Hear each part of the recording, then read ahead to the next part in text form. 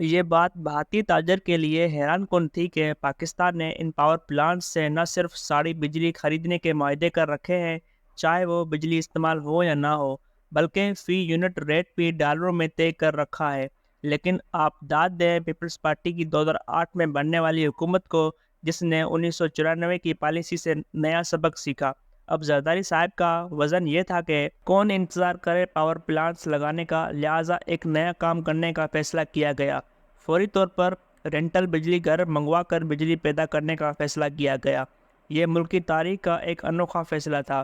اس وقت کے وزیر خزانہ شوکت ترین نے اعتراض بھی کیا کہ ہم باہر سے کرائے کے بجلی گھر منگوا کر بجلی ڈالروں میں خریدیں گے، بہتر نہیں ہے کہ جو وابڈا کے چند بڑے پاور پلانٹس بند پڑے ہیں انہیں دوبارہ چالو کرا لیں، ہمارا پیسہ ہمارے کام آئے گا، ڈالرز بھی بچ جائیں گے اور بجلی بھی اپنی پیدا ہوتی رہے گی۔ لیکن شوکت ترین کی اس تجویز کو ان سب وزیروں نے مسترد کر دیا جو رینٹل پاور پلانٹ سے اسی طرح پیسہ کمانے کے منصوبے بنائے بیٹھے تھے جسے انہوں نے 1994 میں پاور پلانٹس لگا کر کمایا تھا، جس کی قیمت آج بھی پاکستانی عوام سود سمیت ادا کر رہی ہے۔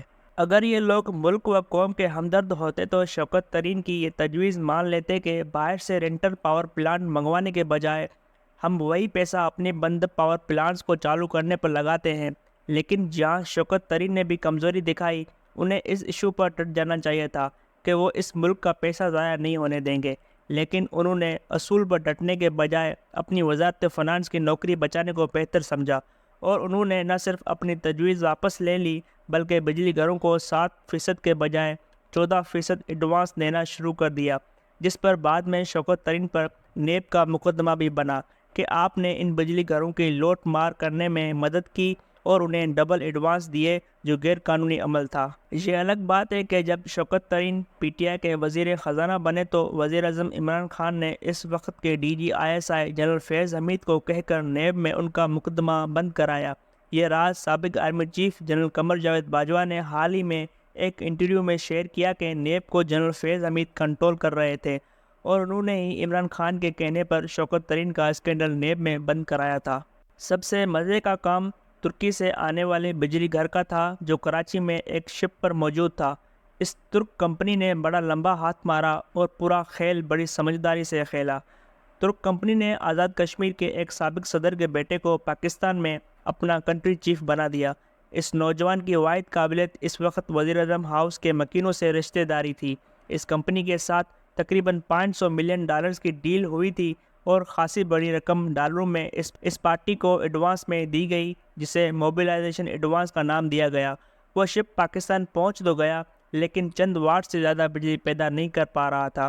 اس کے ٹیکنیکل ٹیسٹ کرائے گئے تو وہ ناکام ہوئے کیونکہ اس بجلی گھر سے جتنی بجلی پیدا کرنے کا معاہدہ ہوا تھا وہ اتنے میگا واٹ پیدا نہیں کر پایا، لیکن اس کمپنی کو ملینز آف ڈالرز ایڈوانس مل چکا تھا۔ یوں پہلے ان افسران کو خریدا گیا جو یہ ٹیسٹ کرا رہے تھے تاکہ ان سے سب اوکے کی رپورٹ لی جائے، اور وہی ہوا۔ ان افسران نے جان بوجھ کر ان ٹیسٹوں کی جعلی تصدیق کرائی جس کے بنا پر کمپنی کو باقی ماندار ادائیگیاں کی گئیں۔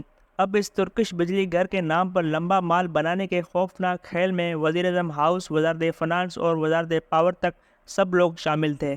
اس ترک کمپنی نے ورجن آئی لینڈ میں آف شور کمپنی کھول کر ایک بینک اکاؤنٹ کھلوایا۔ اس بینک اکاؤنٹ میں پہلے وزارت خزانہ ڈالروں میں ادائیگی کرتی تھی جس میں پاکستانی حکمرانوں اور بیوروکریٹس کا حصہ بھی تھا۔ اس کمپنی کے پاکستانی کنٹری چیف نے، جو وزیر اعظم ہاؤس کے ایک بڑے مکین کا رشتہ دار تھا، ان ڈالروں کی تقسیم سب لوگوں میں کرنی تھی۔ اس نے دبئی میں اپنی ایک اور رشتہ دار خاتون اور اس کے خاوند کو ساتھ ملایا۔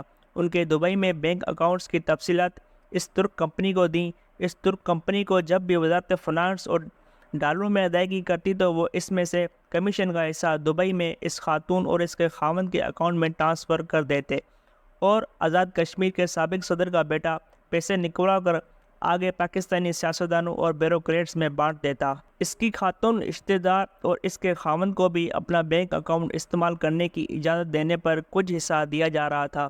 اس دوران یہ اسکینڈل سامنے آیا کہ جس ترکش بجلی گھر کو کروڑوں ڈالرز کی ادائیگی ایڈوانس میں کر دی گئی تھی وہ تو چند واٹ بجلی بھی پیدا نہیں کر سکا۔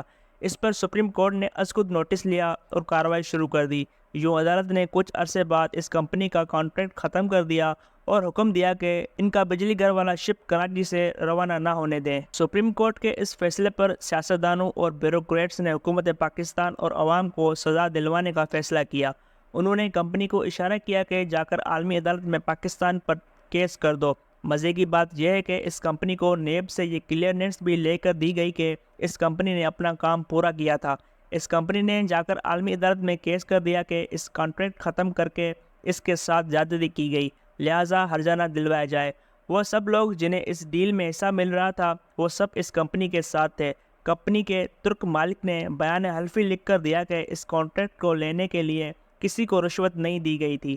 کچھ عرصے بعد عالمی عدالت نے پاکستان پر $1.25 ارب کا جرمانہ کر دیا، کیونکہ پاکستانی حکام کیس لڑنے میں دلچسپی ہی نہیں رکھتے تھے۔ فوری طور پر اس جرمانے کو ریکور کرنے کے لیے ترک کمپنی نے مختلف ملکوں میں پاکستانی اثاثوں کا کنٹرول سنبھالنے کے لیے وہاں لوکل عدالتوں میں عالمی عدالت کے فیصلے کو بنیاد بنا کر پٹیشن فائل کر دی۔ اب ترک کمپنی پاکستان کے بیرونی اثاثے بیچ کر اپنا جرمانہ پورا کرنے کی کوشش کر رہی تھی۔ پاکستان جو $1 کے لیے دنیا بھر سے مہنگے قرضے لے رہا تھا، اسے اب اپنے اثاثوں کو بچانے کے لیے کوئی یہ بھی مدد درکار تھی۔ ترک صدر رجب طیب اردگان سے مدد مانگی گئی تو انہوں نے اسے ایک پرائیویٹ پارٹی کی بزنس ڈیل قرار دے کر کوئی مدد نہیں کی۔ نواز شریف کے تیسری حکومت آئی تو انہوں نے کمیٹی بنائی کہ پتہ تو کریں کہ پاکستان پر اتنا بڑا جرمانہ کیسے ہو گیا۔ اس کمیٹی میں ISI، IB، نیب، وزارت فنانس اور قانون کے افسران شامل تھے۔ جب اس کمیٹی نے انکوائری شروع کی تو خوفناک انکشاف ہوئے کہ ہماری ترک دوستوں کے ساتھ مل کر ہمارے اپنے حکمرانوں نے کیا خطرناک کھیل کھیلا تھا۔ ترک کمپنی کو رشوت دے کر یہ کانٹریکٹ حاصل کرنے کے ثبوت بھی ہاتھ لگے، جنہیں عالمی عدالت میں دکھا کر نہ صرف جرمانہ معاف کرایا جا سکتا تھا بلکہ وہ کمپنی بلیک لسٹ بھی ہو جاتی کہ اس نے رشوت سے کانٹریکٹ لیا تھا۔